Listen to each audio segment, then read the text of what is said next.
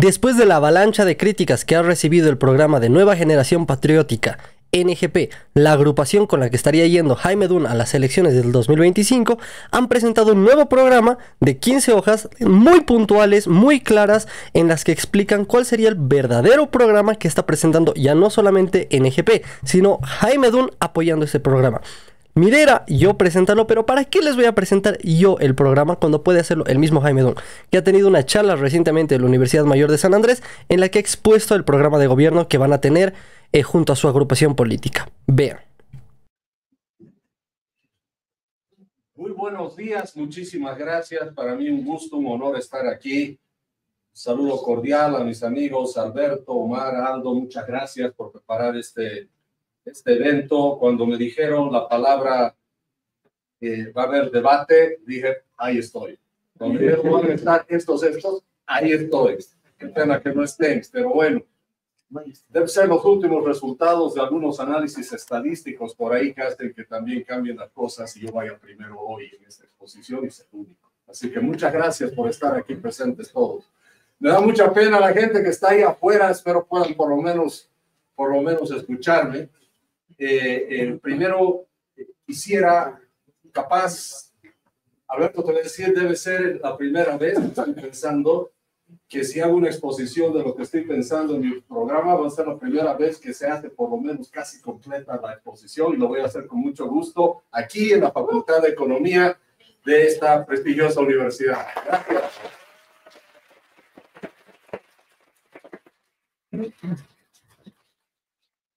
Miren, antes quiero que quede claro por qué voy a plantear lo que planteo como parte de este programa que lo hemos llamado el Programa Nacional para la Generación de Riqueza.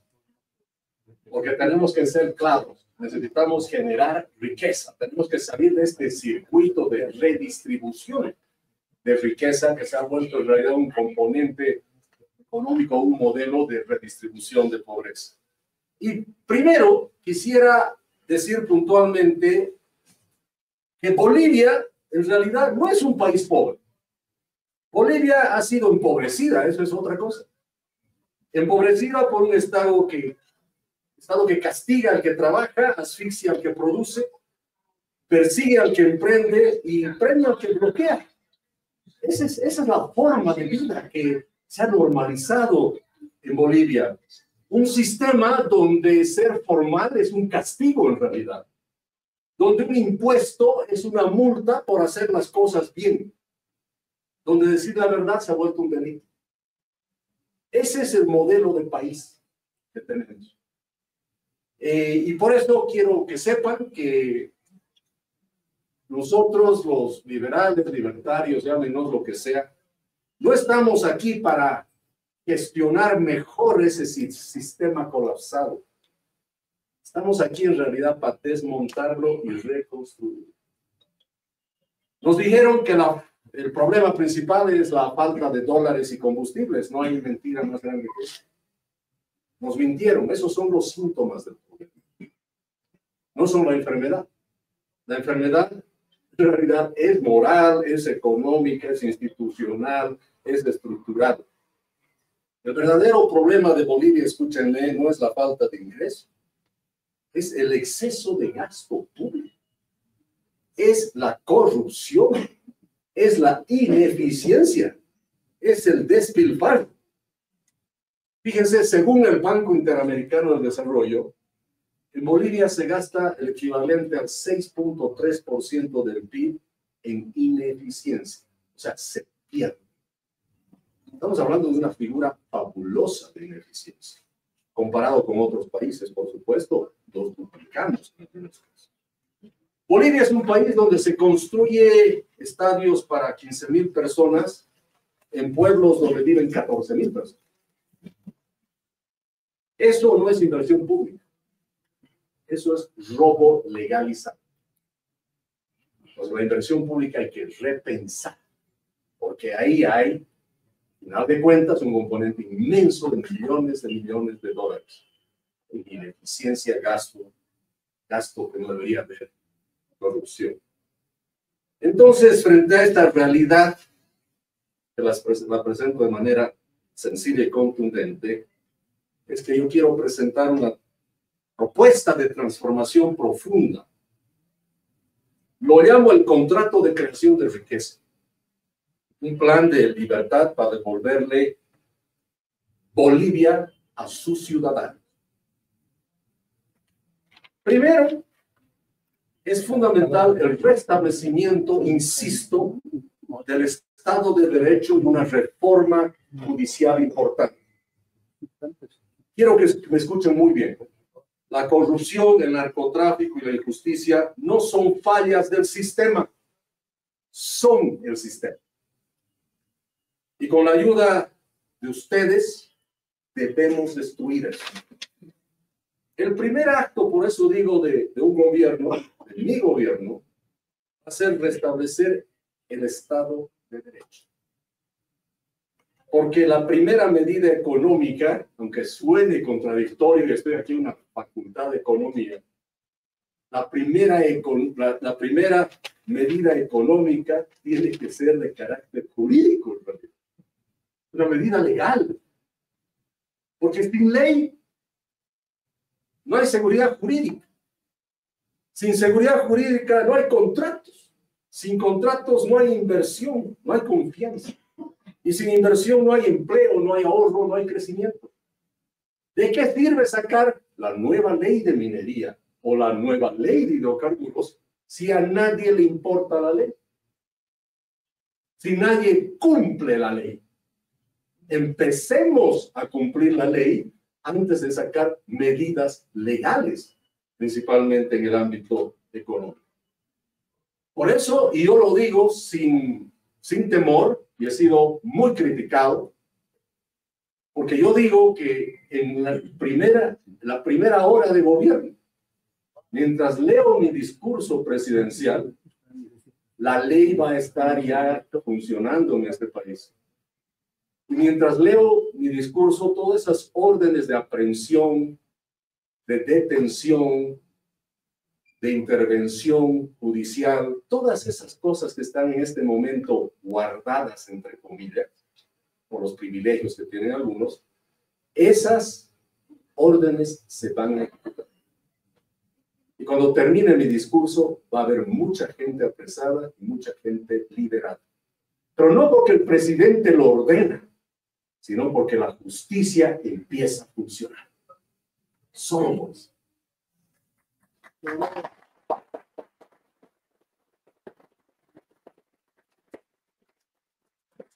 Porque que quede claro, y me han preguntado muchas veces, señor Dunn, cuando usted sea presidente, ¿va a liberar a los presos políticos? Es una pregunta muy importante.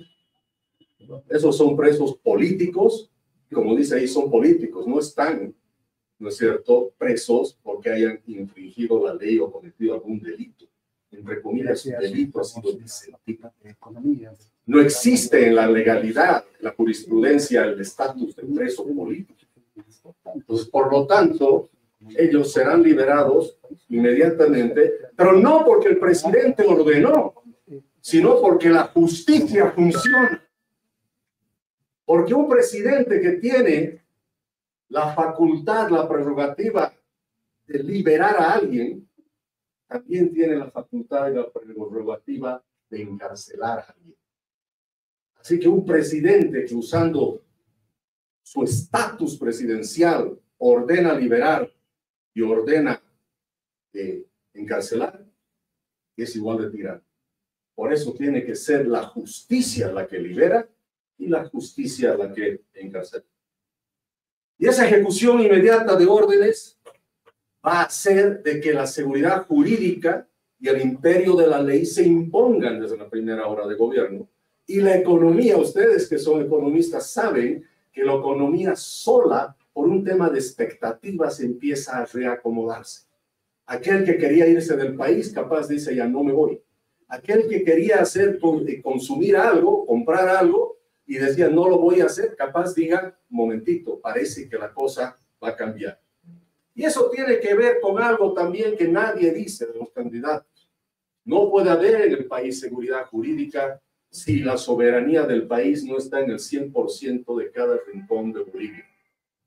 El Chapare va a volver a ser Bolivia, no una república del narcotráfico, eso se los aseguro.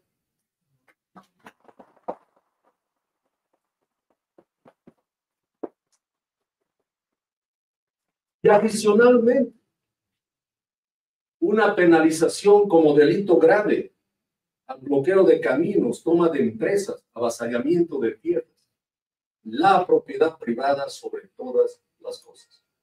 Los seres humanos nacemos con derechos que son inalienables y son naturales, que no necesitamos de un juez, de un legislador o de otro ser humano que nos diga que tenemos ese derecho porque nacemos con ese derecho. El derecho a la vida, el derecho a la libertad, el derecho a la propiedad privada. Así que estas son figuras, componentes de un programa y de una forma de vida y visión de país que se van a respetar. Por el otro lado, es muy importante en esta reforma judicial algunos temas que quiero mencionar. La presunción a favor del ciudadano ante ambigüedad normativa y demoras. ¿Se han dado cuenta que se discute siempre si el artículo dice blanco o negro?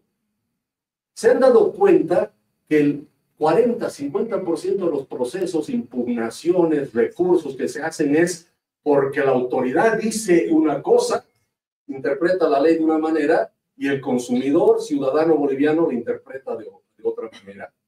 ¿Y saben por qué se da eso? Porque la ley no es clara. La norma no es clara.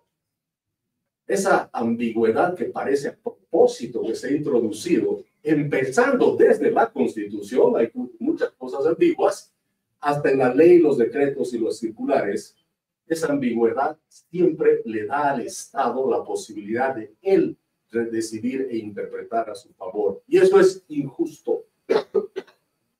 Vamos a hacer de que cualquier ambigüedad normativa y constitucional siempre va a fallar a favor del ciudadano, no del Estado. Y si el Estado no tuvo cuidado en hacer las normas bien, pues es problema del Estado, no de los ciudadanos. Pienso también con mi equipo la eliminación de ese Ministerio de Justicia y ese Ministerio de Gobierno. Se nos habla de la independencia de poderes. Entonces yo pregunto, si el poder judicial está totalmente independiente del poder ejecutivo, ¿por qué diablos el poder ejecutivo tiene un ministro de justicia? Porque si fuese así, también pues que el poder judicial tenga pues un ministro de economía. Hagamos eso. ¿Por qué? Porque el poder ejecutivo quiere tener un puente de vinculación para inmiscuirse en el poder judicial.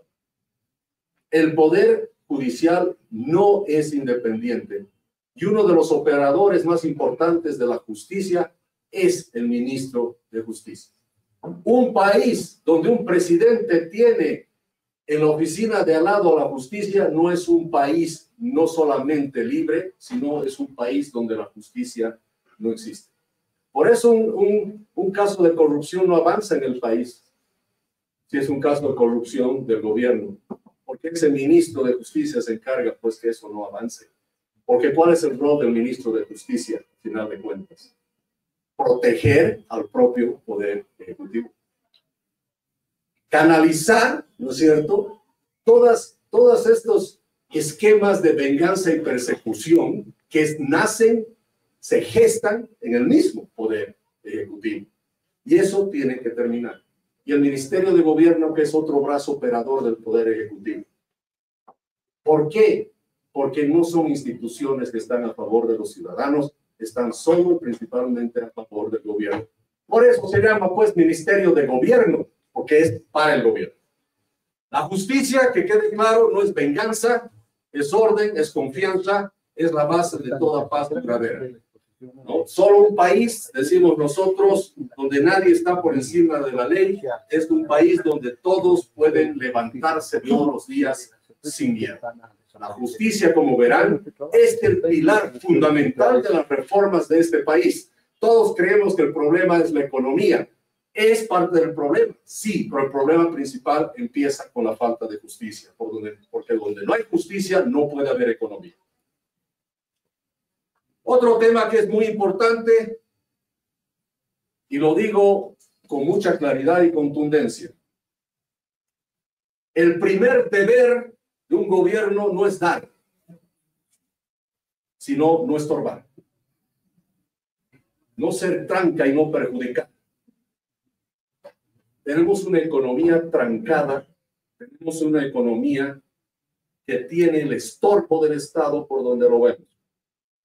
Y hay que empezar con reformas importantes, incluyendo una reforma tributaria.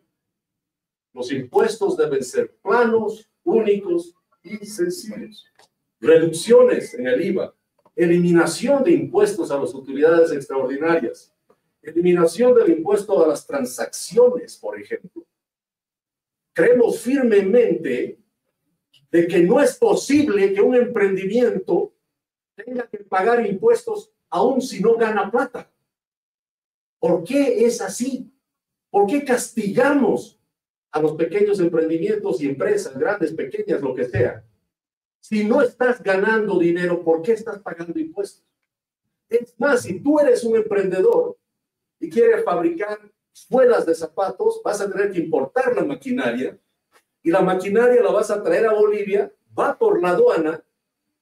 No has siquiera vendido tu primera suela de zapatos, pero ya tienes que pagar impuestos, aranceles para sacar esa cosa de la aduana. Es decir, naces con deuda, naces con pérdida, y todo eso es básicamente porque el Estado ha decidido que así va a ser las cosas, pues nosotros decimos, no estamos de acuerdo y vamos a dar la vuelta a la cosa.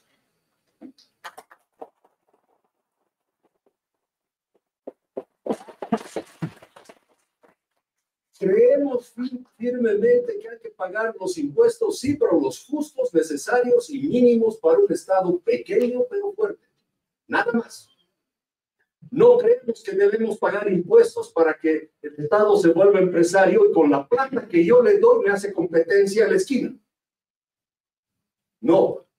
El deber del Estado tiene que ver fundamentalmente con la protección a los derechos que les he dicho. Proteger la vida, las libertades, dar seguridad jurídica y, por supuesto, proteger la privada. Ese es el ámbito central por el cual el Estado debería funcionar.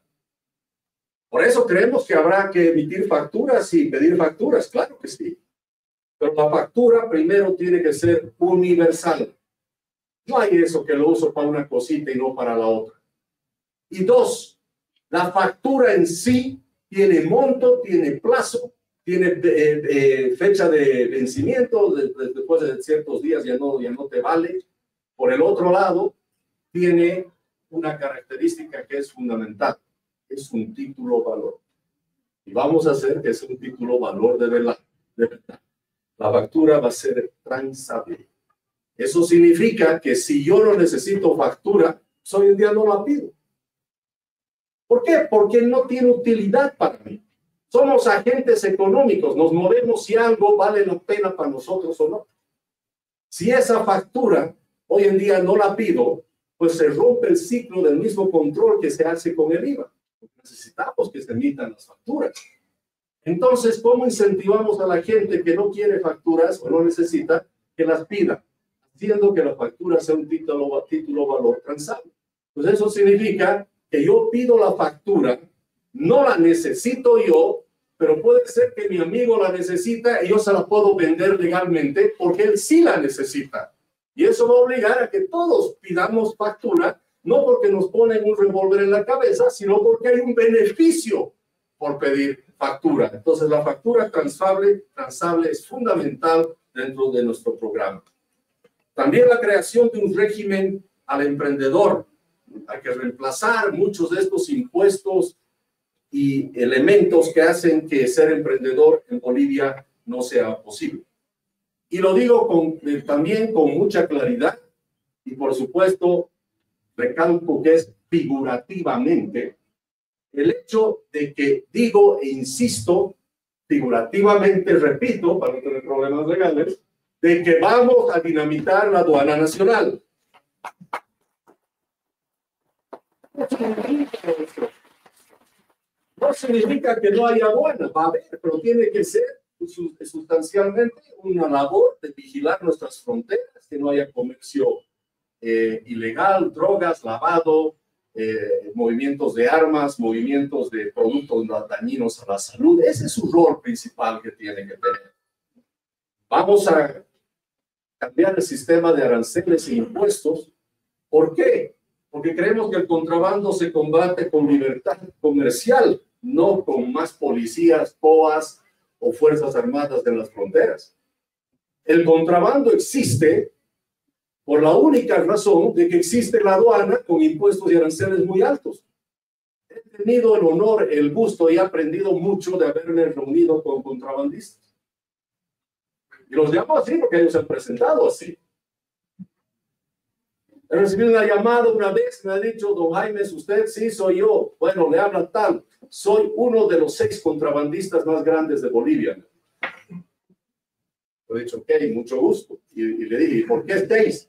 Porque los otros 5 están al lado mío y usted está con el parlante abierto. Y queremos los 6 hablar con usted. Un análisis después de reunir.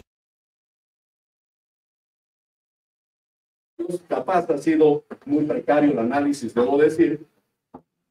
Pero el costo del contrabando existe, no es gratis. El contrabando tiene costos. O sea, que le revientan los amortiguadores, las llantas y todo porque tienes que ir pues, por caminos que no deberías ir. Tienes todo un sistema de corrupción ya con tarifarios bien hechitos, ¿no es cierto? Que la misma aduana te presenta, me imagino, o alguien de la aduana debe decir. Entonces tiene costos alrededor del 12%.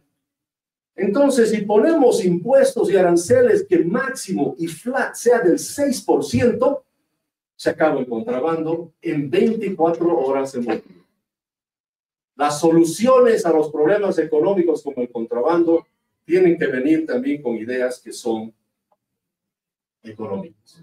Hay que desaparecer cupos y licencias de exportación, libertad total, para que tú, como emprendedor, cuando pongas tu negocio, no estés pensando como hoy en día, yo estoy en la ciudad de La Paz, voy a hacer un producto que venda en La Paz y capaz en el Alto.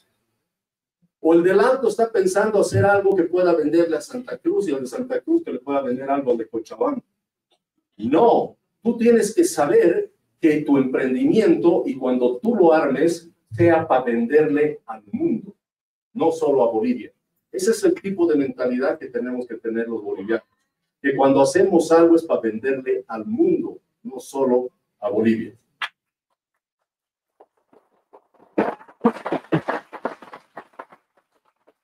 Y quiero que quede claro lo que decimos y refleja nuestro programa en todos lados. La informalidad, creemos, no es cultura, no es una forma de vida normal. Es un mecanismo de supervivencia ante un sistema que castiga la legalidad. Entonces vamos a hacer que ser formal sea más rentable que ser informal. Esa es la única manera que vas a tener formales en el país. No como es hoy día, que les repito, es un castigo ser formal. De la fuerza trabajadora del país, tenemos un 15% en la formalidad y un 85% en la informalidad. En el tema de empresas es como 70-30. Y no pretendamos, pues, que el 15% formal quiere invitar, ¿no es cierto?, al resto, ¿no?, que se venga a nuestro infierno. O sea, ese 15% hace todo lo posible para que el resto se vengan a su infierno. Eso no va a funcionar. ¿No será mejor la solución que nos encontremos algún lugar en el medio, digo yo? ¿No es cierto? Hay que repensar por eso la economía y las políticas económicas de una manera que sean incentivos claros para nosotros, agentes económicos, porque funcionamos en base a incentivos principalmente. Disciplina fiscal, reforma monetaria, estabilización, por supuesto, claro que sí. Pero quiero que sepan una cosa, y en esto yo estoy en total desacuerdo con mis colegas, candidatos, precandidatos, en realidad, pero no hay candidatos, somos todos precandidatos. Hay una diferencia, y quiero que lo tengan esto claro.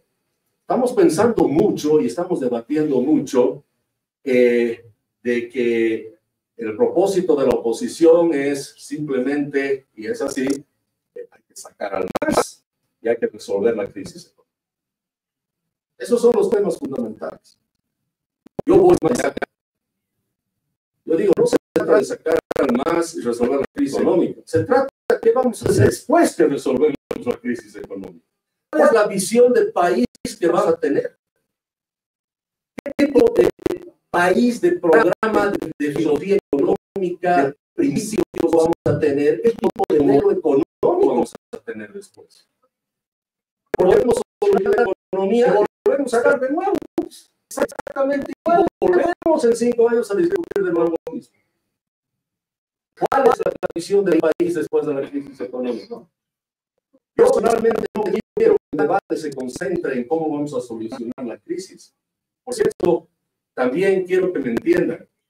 En mi opinión, en la opinión de mi equipo, la crisis económica es dura, es compleja, sí, indudable, pero es un evento coyuntural en la historia del país. Como todos los países del mundo tienen crisis, y las crisis se solucionan. No existe que te quedas en crisis por los próximos 500 años. Bolivia ha tenido crisis en el pasado, sí, muchas, y las ha solucionado. He estado no hace muchos días con grandes, eminentes personalidades del mundo económico y también escuchando a autoridades, expresidentes, ministros, exministros de otros países, y todos decían, mira, además lo que le está pasando a Bolivia ya le ha pasado a cientos de países en eventos en los últimos 200 años. Esa crisis de gastar mucho es típica. O sea, ya se la ha visto, no es algo que está pasando en Bolivia por primera vez en la historia económica. No solo que ya ha pasado antes, sino le ha pasado a muchos países. Entonces, por eso yo digo, sin desmerecer o minimizar el impacto de la crisis económica, pero es coyuntural. El tema es qué hacemos después. Y eso es lo que yo quiero en este programa que les quede claro. La visión de un nuevo país. Un país donde hay propiedad privada, donde se respeta la propiedad privada, donde la ley funciona, donde es importante que el Estado sea pequeño, que no tengamos un centralismo secante, donde las personas y las regiones seamos los actores principales de la economía. Ese es el tipo de país que hay que pensar. Por supuesto, hay que resolver lo de la crisis coyuntural. Y sí, que quede claro. Que quede claro. La inflación no es un accidente, por si acaso. Es una decisión política. Es el impuesto más injusto y es el que roba sin pedir permiso. ¿Han escuchado eso, que el impuesto más injusto es la inflación? Bueno, es por lo que acabo de decir.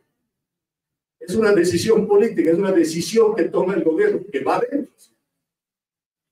¿Por qué? Porque con su forma de actuar y su indisciplina fiscal, él sabe que va a generar inflación. ¿Y recauda más el gobierno porque hay inflación? Claro que sí. Está duplicando básicamente sus ingresos tributarios. ¿Sí? Porque algo que valía 10, cobraba un impuesto X. Ahora esto vale 20. Bueno, es 2X. ¿Se dan cuenta? Entonces el gobierno empieza a sentirse un poquito mejor con eso.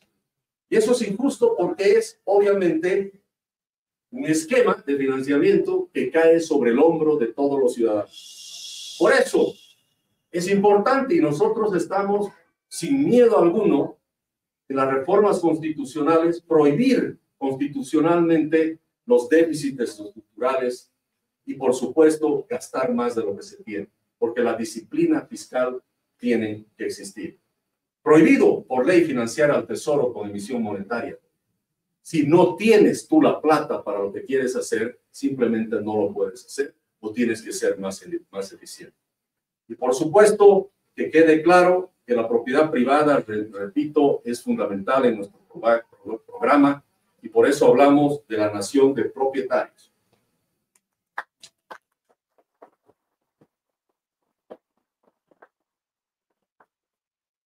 Titulación masiva de tierras, especialmente las tierras campesinas que han sido repartidas en la década de los 50, pero hoy en día tenemos familias campesinas que no pueden vender libremente, no pueden dividir su tierra, no la pueden heredar, menos la pueden hipotecar.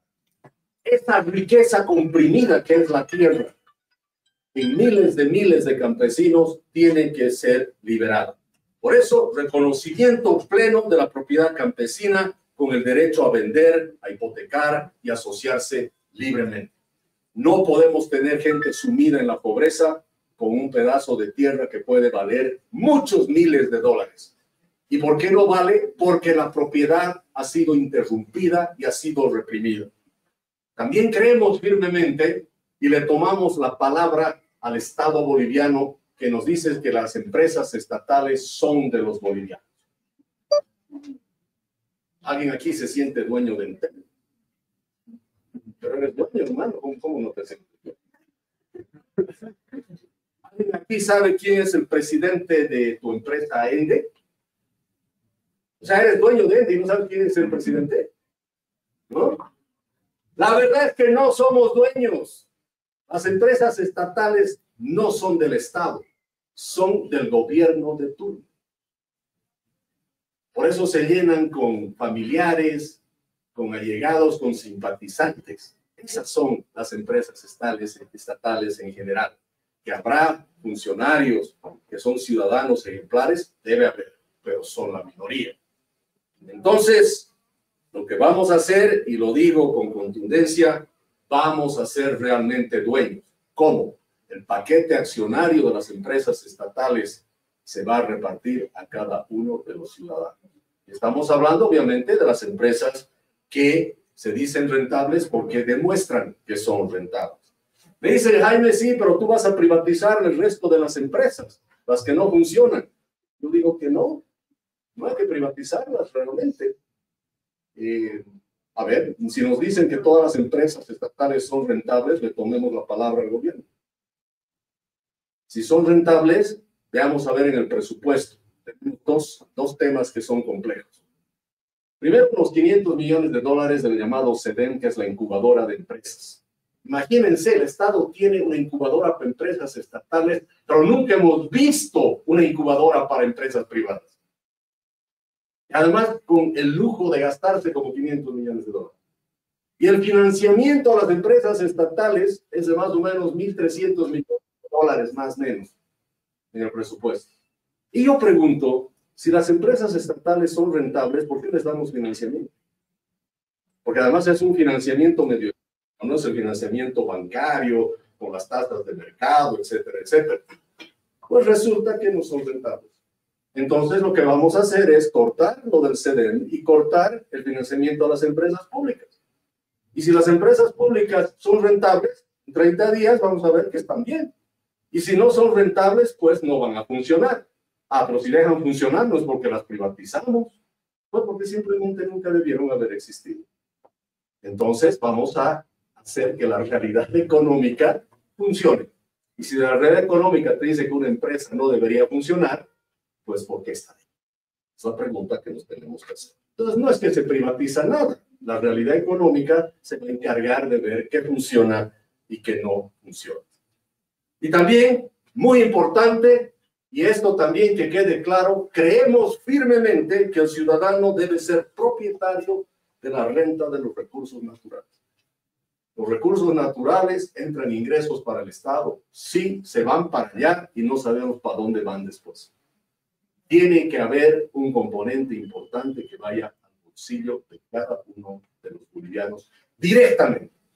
¿Saben por qué el Estado se agarra esos recursos, la plata de los recursos naturales? Porque el Estado dice que él sabe mejor cómo gastar la plata. ¡Qué arrogancia! Yo creo que los que mejor saben cómo gastar la plata son ustedes, son cada uno de ustedes. Y por eso esa plata debe ir al bolsillo de ustedes y ustedes verán lo que es más conveniente. La inteligencia colectiva la llamemos. Si algo de colectividad tiene que haber en la inteligencia que se toma de decisiones donde cada uno lo hace individualmente y eso se suma en un resultado que tiene un impacto en la economía. Por el otro lado, reforma al sistema de pensiones. A mi amigo liberal de izquierda, no existe eso, pero lo voy a convencer de que nos ayude con la reforma de pensiones. Un sistema de pensiones necesitamos centralizar de verdad esas cuentas individuales, que quede claro que el sistema de capitalización individual va a funcionar. Su éxito depende de que sea rentable. ¿De qué nos sirve un sistema de pensiones donde le damos la plata a una gestora y la gestora el 80% se la da al gobierno y el 20% abre DPRs en los bancos?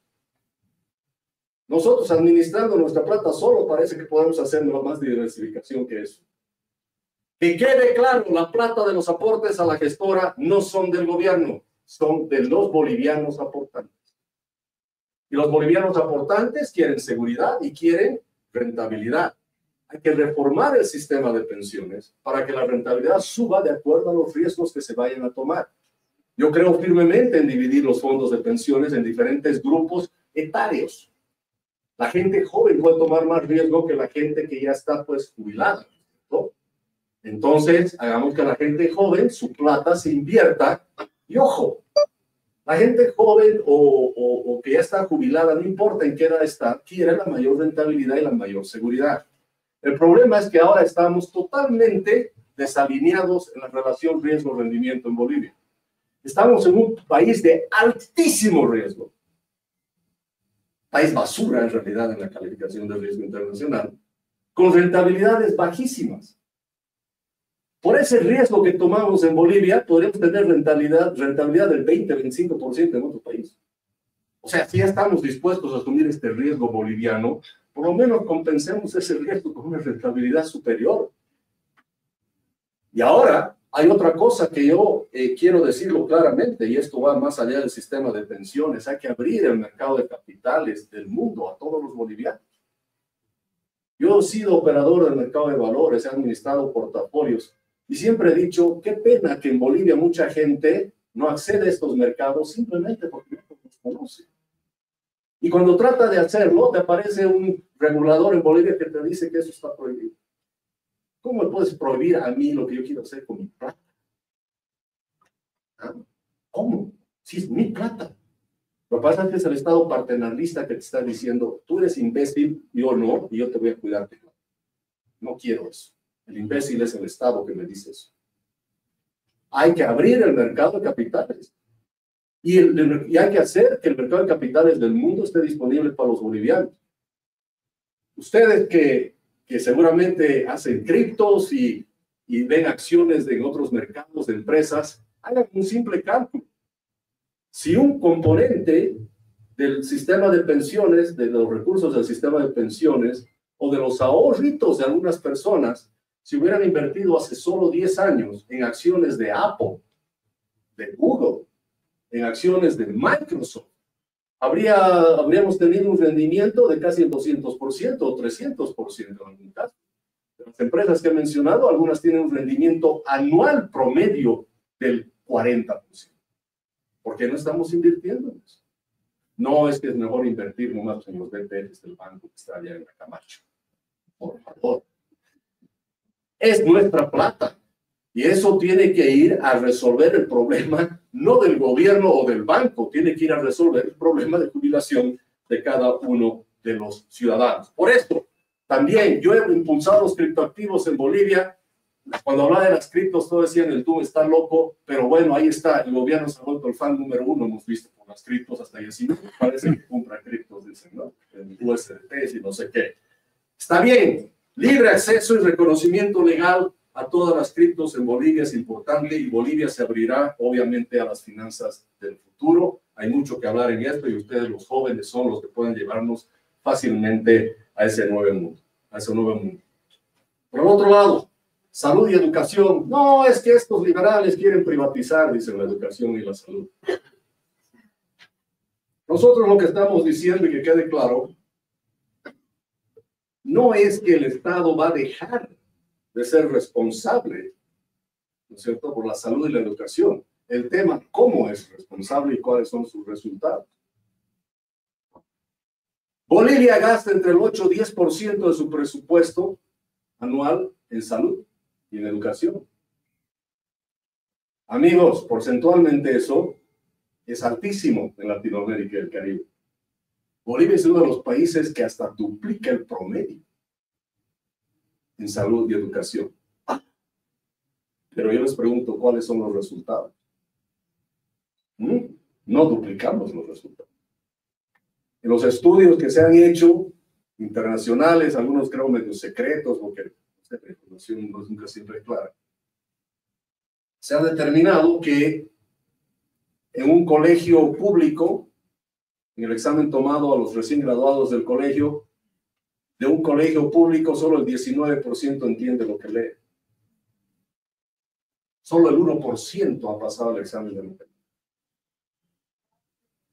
En el colegio privado tampoco estamos muy bien. Ese 19 sube, pero sube al 27%. Pero estamos muy mal. ¿Y saben qué es lo peor de todo? Que de esos 4.000 millones de dólares más o menos que se va a educación, un 80 y algo, casi 85% se va a sueldos y salarios. ¿Cuánto va a infraestructura? ¿Cuánto va a tecnología? Nada. Entonces, creemos firmemente que el monto que se lleva a educación, en este caso voy a poner el ejemplo, está bastante bueno. Es más, lo subamos. Pero la forma de cómo se utilizan los recursos es el problema. ¿Y saben por qué? Porque es el gobierno con su ministerio que dicen cómo se va a usar la plata.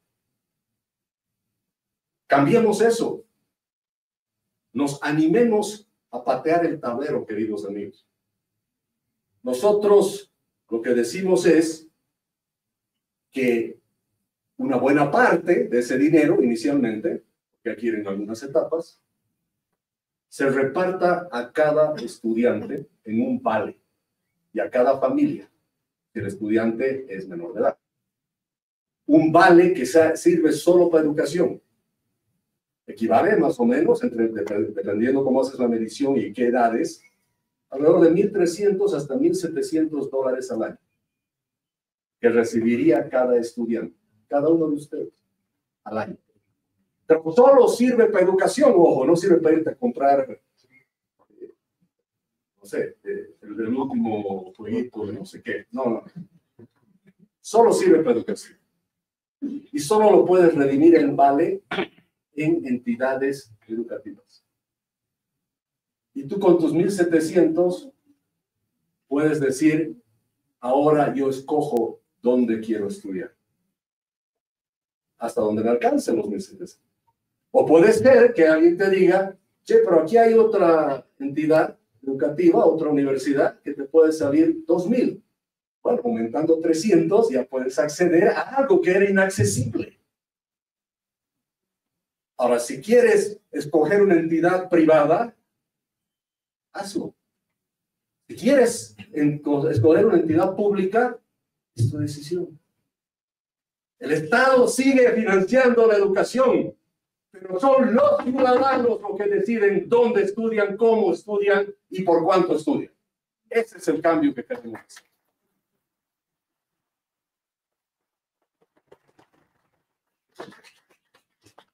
Rápidamente, también somos la única fuerza política que habla sinceramente y sin miedo de hablar de descentralización profunda y evaluar el federalismo como el futuro de nuestro país, como principio de gobierno. Creemos firmemente que cada región debe manejar sus recursos también. Así como cada estudiante va a manejar sus recursos de estudios, cada región tiene que poder manejar una cantidad importante de sus recursos. Lo que pasa es que hoy en día puede haber algo que produce en cierto departamento, el 100% básicamente se va para el Estado y de ahí el Estado te da una regalía y te devuelve un 11, 12 y lo que corresponde. Siempre vuelve menos de lo que ha salido. Y creemos que eso no debe ser así. Los liberales creemos en el respeto irrestricto al proyecto de vida de las personas.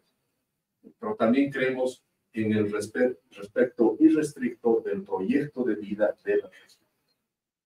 Cada región tiene un proyecto de vida diferente al otro, porque somos regiones con diferencias geográficas, económicas y hasta culturales. Entonces, ¿por qué todos tienen que hacer exactamente lo que el centralismo dice?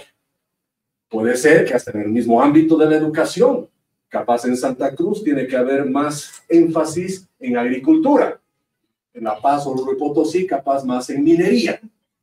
Es decir, la currícula se tiene que establecer, habrá una base, ¿no es cierto?, común a todo, pero un 70% o más capaz de la currícula tiene que hacerse de acuerdo a las necesidades de las regiones y lo que quieran los ciudadanos también. Habrá ciudadanos que digan, caramba, yo creo en las criptos, yo quiero ir a un colegio donde me enseñan criptos en el último año. O una universidad donde hablan de finanzas de verdad, donde enseñan criptomonedas y cómo invertir en los mercados de valores. Tiene que haber la libertad de armar esas currículas y ustedes con su vale van a determinar dónde está mejor la oferta para ustedes. Por primera vez vamos a hacer que el consumidor sea el que decida lo que es mejor y no el Estado. Y que quede claro, en el tema de centralización, lo decimos que no venimos a administrar este Estado decadente con todos los problemas que tiene, sino a desmontarlo, decía, porque creemos que Bolivia debe volver a pertenecer a cada uno de los ciudadanos y, por supuesto, de las regiones. Hay temas fundamentales. Voy a ir acelerando un poco por temas de tiempo, porque hemos cubierto muchos temas, obviamente, en el programa. Turismo. Bolivia tiene que ser el destino, no la escala. Zonas francas turísticas, Uyuni, Copacabana, el Valle de Uriondo, de Tarija, todo lo que genere turismo en el país tiene que ser fomentado y estimulado. Pero que sea el sector privado el que haga las propuestas, no el gobierno. El sector privado de turismo que diga en qué necesita el Estado que no se estorbe. Y ya está. No que el Estado se meta a hacer el Plan Nacional de Turismo, yo no creo en eso. Tienen que ser los operadores de turismo y las regiones que vean lo que se debe de hacer y el gobierno que no te moleste. Una de las empresas, por ejemplo, del Estado que ha fracasado y en silencio lo han guardadito y lo han metido bajo la alfombra, es la Empresa Nacional de Turismo, pues Bontur, creo que se llamaba o algo así. El Estado ha puesto su empresa de turismo, no aguantaba, no podía, no sabía dónde los turistas van ni de dónde vienen, a terminar quebrando. El Estado no puede solucionar los problemas. Y hago un paréntesis, les voy a hacer una confesión. Estoy haciendo estas cosas por primera vez aquí. Voy a confesar lo siguiente. No sabe lo difícil que es para mi equipo y para mí personalmente armar lo que se llama un programa. ¿Por qué? Porque en el programa de gobierno se estila a que se diga qué se va a hacer. En los programas de gobierno, ustedes cuando los lean, dicen cosas que se van a... En Uyuni se va a hacer esto. Y con el litio se va a hacer esto. Y se va a hacer baterías de litio porque yo he dicho que se va a hacer baterías de litio. Los programas tienden a ser órdenes de que así se hará la cosa. Y la gente espera. Ya me está pasando como precandidato. Yo voy a algún lugar, la región X, me dicen, don Jaime, ¿qué nos ofrece? O mañana, no, perdón, esta noche tengo que estar en Santa Cruz en una conferencia inmobiliaria y la pregunta ha sido, ¿qué le ofrece usted al sector inmobiliario? ¿Y por qué les digo todavía es complejo? Porque yo creo que un gobierno o un presidente no tiene que ofrecer cosas. ¿Por qué? Porque no sabemos nosotros de esos temas. Yo al que está organizando el tema inmobiliario le he dicho, o sea, me estás pidiendo que yo te resuelva los problemas de los inmobiliarios. ¿Qué sé yo de inmobiliario? Tengo un conocimiento, obviamente. Sé que las condiciones son bien altas, ¿sabes? Pero la problemática de fondo del sector inmobiliario, pues más bien le he dicho, lo único que te puedo ofrecer es que en mi gobierno va a estar las puertas abiertas para que ustedes que saben el problema vengan y me digan, presidente, este es el problema y esto es lo que hay que hacer. Y yo voy a revisar y voy a decir, adelante, nos ayuda. ¿Qué se va a hacer? Nace de los ciudadanos y de las regiones. ¿Quién sabe qué hay que hacer con la ciudad de La Paz? Los paseños. Los gremialistas, ¿no? Las políticas para los gremialistas aparecen en estos estudios académicos de 200 páginas diciendo qué hay que hacer para la informalidad. Pregúntenle a los informales qué hay que hacer y ellos en 15 minutos te dicen qué hay que hacer. O sea, no se trata por eso de lo que el Estado te va a dar, es lo que tú vas a poder hacer porque el Estado te va a dejar que lo hagas. Ese es el principio, creo, sobre todo esto. El otro tema importante que creo que es, y con esto voy cerrando, muy importante, tema medioambiental. Cuando nos hablan, el capitalismo salvaje está contaminando los ríos. El capitalismo salvaje es el que está destruyendo el medio ambiente. No existe eso del capitalismo salvaje. No, es que ahí está la ley de la jungla. Bueno, será pues la ley de la jungla. Pero el capitalismo no es salvaje. El capitalismo se basa en principios morales y éticos muy importantes. Donde también tu derecho termina donde empieza el del otro. Aquel que está como empresario o emprendedor disfrazado contaminando ríos y quemando los bosques, no es un capitalista, es un criminal y merece cárcel si está violando la ley. Eso es lo que tenemos que tener claro. El liberalismo no es hago lo que me da la gana.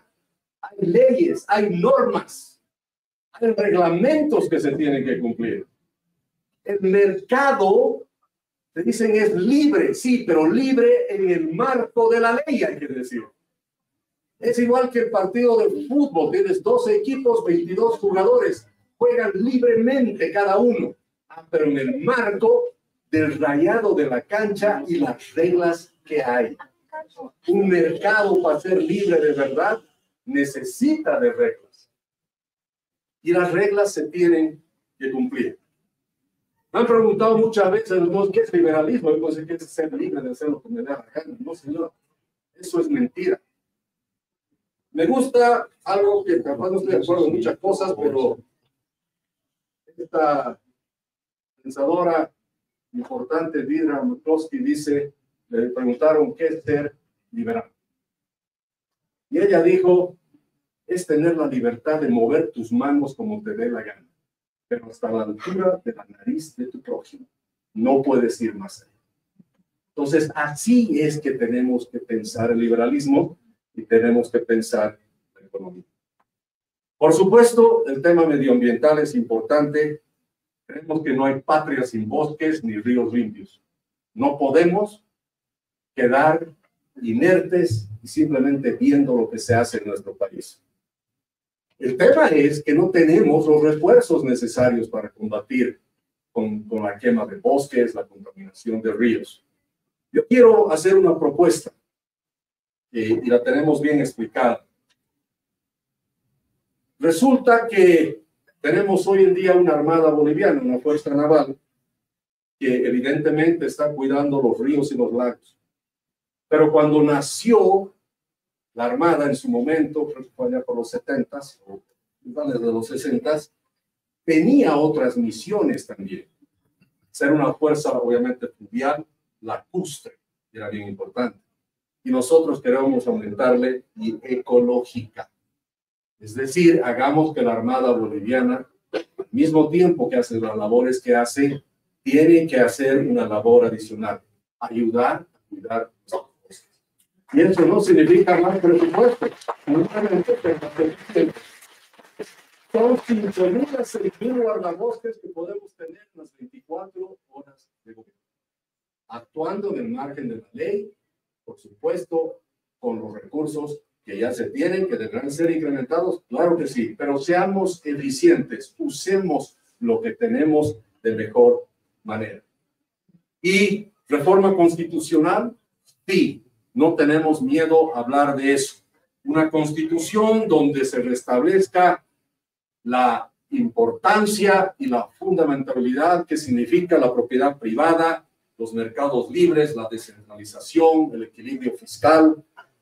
Quiero que tengan claro, la crisis económica que tenemos hoy en día es producto también de la Constitución que dice que estas cosas se pueden hacer, que dice que el gastar más, el controlar precios, el prohibir cosas, se puede hacer.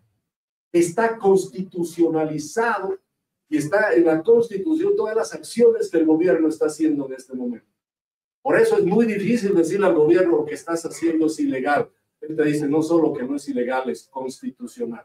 Por eso es que hay que hacer reformas importantes a la Constitución.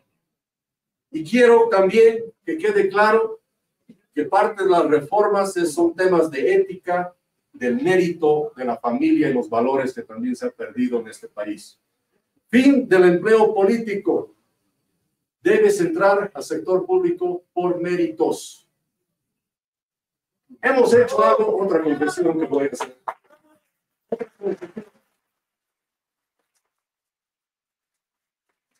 Otra confesión que quiero hacer. Ustedes saben que uno de los temas más complejos que tienen los partidos políticos es cuando hacen sus listas de senadores y diputados. Peleas mortales. Realmente, corre sangre. Y al que no ha sido elegido, denuncia corrupción. Han perdido esto, ¿no? Pero bueno, de los casos que son así, definitivamente. Nosotros hemos contratado un sistema de inteligencia artificial que por departamento nos clasifica a todos los candidatos por puntaje, del primero al último. Un sistema que genera una biografía completa y absoluta, un chequeo de los sistemas regulatorios, UIF, ASFI, para ver si hay deudas, sistema judicial, para ver si hay temas penales. También nos dice si ha formado parte de alguna agrupación política en el pasado y qué es lo que está haciendo ahora. Es más, hasta nos decía en qué circunscripción sería mejor ese candidato, por las características que tiene. Hemos usado ese sistema. Ahora, obviamente, el resultado del sistema depende de lo que le metes. Si pones candidatos de poca calidad, pues las notas van a ser bajas, pero sí va a haber del primero al último. Hemos usado ese sistema y hemos logrado no discutir absolutamente nada. Y el que decía, yo merezco ser senador, hemos dicho, no, la inteligencia artificial dice que no.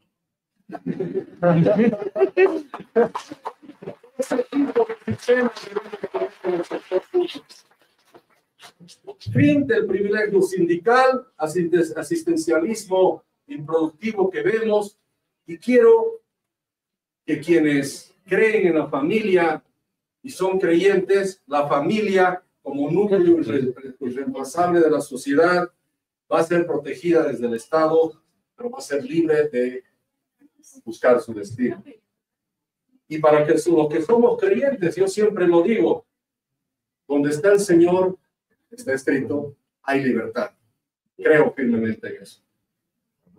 Y también decirles, para concluir de manera contundente, esta no es una candidatura cualquiera. Quiero que la vean como una revolución ética también, como una cruzada por la libertad. Porque creemos que es hora de desmontar el sistema que nos ha empobrecido, porque les repito, Bolivia no es pobre. Ayer, hoy y las semanas anteriores, y en las reuniones que hemos tenido en el exterior y en todos lados, he escuchado a empresarios, emprendedores, y he estado con gremialistas en el Alto, y he estado ayer en la tarde también, y siempre todos han llegado a una conclusión: el Estado no ayuda, el Estado estorba. Por eso votemos, yo digo, no solo para que te vayan más, sino por un nuevo pacto social. Quiero que sepan, y lo digo claramente, aquí yo no vengo a pedirles que voten por mí. Yo lo que les pido es que voten por ustedes, para que duerman tranquilo, trabajen sin miedo y su esfuerzo valga más que cualquier favor político. Cuando vayan a las urnas, vean que su voto vale y votan por ustedes, no por un candidato. Gracias. Me parece sumamente interesante lo que han visto aquí. Honestamente quería subirlo en 2 partes, pero me da mucha pereza y además yo sé que no va a tener el mismo arrastre si lo subo en 2 partes. Pero creo que sí vale la pena escucharlo, verlo y tomarlo en cuenta. ¿Por qué? Porque tiene ideas muy interesantes que evidentemente me gustaría que se desglosen y se amplíen. Pero uno de los puntos que me parece más importantes es que dentro del prólogo, dentro de la defensa de los principios que estaría, con los que estaría entrando Jaime Dunn, dice explícitamente reducir el Estado. O sea, literalmente dice reducir el Estado. Es la única agrupación, además de la gente de ADN, ojo ahí, la gente de ADN y la gente de Folster y de Antonio Saravia, tiene un excelente programa. Para mí es un mal timing, pero excelentes candidatos con excelentes ideas. Pero han tenido un mal timing también, hay que reconocerlo. Tampoco digo que Jaime Dunn haya tenido un timing perfecto, pero evidentemente han hecho las cosas muchísimo más a tiempo, de manera más adecuada, de manera más formal, para este año, ¿no? Desde mi punto de vista hubiera sido un poquito más óptimo, quizás presentarse directamente para el 2030. No creo que saquen muchos votos si es que su objetivo era ganar. Ahora, si es que su objetivo era presentarse ante la sociedad para que tengan futuras posiciones como precandidatos, digámoslo de alguna manera, yo creo que lo están haciendo no solamente a tiempo, sino que lo están haciendo de una manera sumamente perfecta. ¿Ok? Para mí es una movida perfecta la que está haciendo Antonio Saravia. Me parece, si es que lo están haciendo para el 2030, me parece el timing perfecto porque se estarían dando a conocer sus fuerzas, su gente, y pues pueden rearmarse para el 2030 o incluso para las subnacionales. Ojo ahí. Pero bueno, volviendo un poquito con el programa de Jaime Dunn, desde mi punto de vista, de todos los candidatos que están posicionados en primeros lugares en diferentes encuestas, evidentemente, para mí queda claro que el programa de Jaime Dunn es el mejor de todos. Ojo ahí. Me parece que el programa de Doria Medina es el peor de los programas de lejos. O sea, tienen de nuevo a Morena de Eva Copa con ideas un poquito más liberales que las de Doria Medina, porque las de Doria Medina parten literalmente diciendo que van a defender la igualdad y la justicia social ante todo, literalmente. Entonces, ¿qué les digo? Desde mi punto de vista, hay que aclararlo de manera constante porque creo que a la gente no le queda. Entonces, aclarándolo de nuevo, yo nunca voy a defender personas, yo siempre voy a defender ideas. Desde mi punto de vista ha sido patético el primer programa que han presentado, de verdad era ridículo. Tengo entendido que ni siquiera habían tomado en cuenta el programa porque básicamente los de la Corte presentaron el preprograma que presentaron los de NGP antes de tener a Jaime Dunn como candidato, lo que me parece una jugada un poco sucia del Tribunal Supremo Electoral. Pero si te gusta el durazno, bancate la pelusa, como dirían los argentinos, ¿no? Si te vas a meter a jugar fútbol, no esperes ser el mejor con los brazos. Si te vas a meter a jugar básquet, no esperes a tener un equipo armado por gente que está ciega, ¿me entienden? Entonces, si te estás metiendo a la política partidaria en un país con una dictadura socialista dirigida por un tipo tan deleznable como Evo Morales, seguida de la seguidilla de idiotas como Luis Arce Catacora, Choquehuanca, Del Castillo, o cualquiera de estos surdeques de Doria Medina, etcétera, etcétera, yo creo que tienes que también tomar en cuenta que obviamente no va a ser un juego limpio y tienes que estar también consciente de que las reglas se van a manejar como a ellos les dé la gana, ¿no? Yo, desde mi punto de vista, la única crítica que tengo en ese sentido al armado de Jaime es: deberían tener un apartado o gente que trabaje las crisis, porque no sé si las tienen, pero si las tienen no están haciendo un buen trabajo. Ahora, en cuanto al programa, evidentemente es cuasi perfecto, o sea, hay muy pocas cosas que cambiaría, quizás nada en realidad. O sea, si quieren que analicemos página por página el programa de NGP, el de ADN, que también me parece muy bueno, me gustaría hacerlo. Ahora, 2 o 3 programas que vamos a analizar sí o sí son el de Doria, que es ridículo, pero ridículo, ya roza la estupidez ese programa. Y el otro, porque además es un intento mediocre de fingir que son liberales y de que son pro capitalismo cuando es todo lo contrario. O sea, o no entienden el capitalismo, o son unos mamones, o realmente el liberalismo está repuntando tantísimo en las encuestas que es puro populismo. No lo sé, pero me gustaría muchísimo analizar el programa de Samuel Doria Medina. El de Tuto Quiroga tiene cosas rescatables, o sea, ni fu ni fa, como diría el gran Javier Milei, ni fu ni fa. No creo que tenga nada de atractivo, nada interesante. Desde mi punto de vista, tiene lo mismo que vienen repitiendo todos los candidatos desde hace bastante tiempo atrás, sin desarrollo. O sea, para tener 60 y pico páginas, no tiene el desarrollo de las propuestas. He hablado con la gente de Voz Liberal y lo que han presentado en realidad es un punteo del programa, porque tienen el programa en extenso, que son varios tomos, tengo entendido, lo que es hartísimo, de verdad. Y bueno, queríamos los cómo, ahí están los cómo, ¿no? ¿Cómo se va a lograr X cosas? No son simples deseos, sino son cómo. Cómo. Empezaremos a exigir cómo y dejaremos de exigir deseos. Yo quiero que Bolivia no sea pobre. Bueno, todos queremos eso. Yo quiero acabar con la inflación. Bro, ¿cómo? Entonces, si queremos mejores políticos, también seamos mejores ciudadanos. Si queremos mejores políticas, seamos más exigentes. Veremos siempre cuál es nuestro grado de responsabilidad en todo el tema, ¿no? En fin, no quiero alargarlo más porque de verdad es larguísimo, así que yo calculo que deben estar hasta cansados de escuchar cosas. Ahí tienen el QR por si es que quieren realizar donaciones. Les recuerdo que además ese fragmento lo he sacado directamente de la exposición de la Universidad Mayor de San Andrés de la Facultad de Economía, si no me equivoco. Lo tiene subido en YouTube o en sus redes sociales por si es que quieren ir a verlo. Tengo entendido además que ha participado luego Rodrigo Paz. Obviamente omitan esa parte. Jaime Dun es la primera parte, que creo que es la relevante. Luego tienen a Jaime Paz diciendo, no, es que nosotros, y no, es que tiene que ser justo, y la justicia social, y ese tipo de cosas. Nada que valga la pena escuchar. Así que suscríbanse al canal, síganme en todas mis redes, y si no me agarran, nos vemos la próxima. Bye, bye. De que tú nos avasalles, libertad es lo que el pueblo pide, mientras que el egoísmo y la avaricia te persiguen. El sol no se ha escondido ni la luna se ha escapado, solamente han sido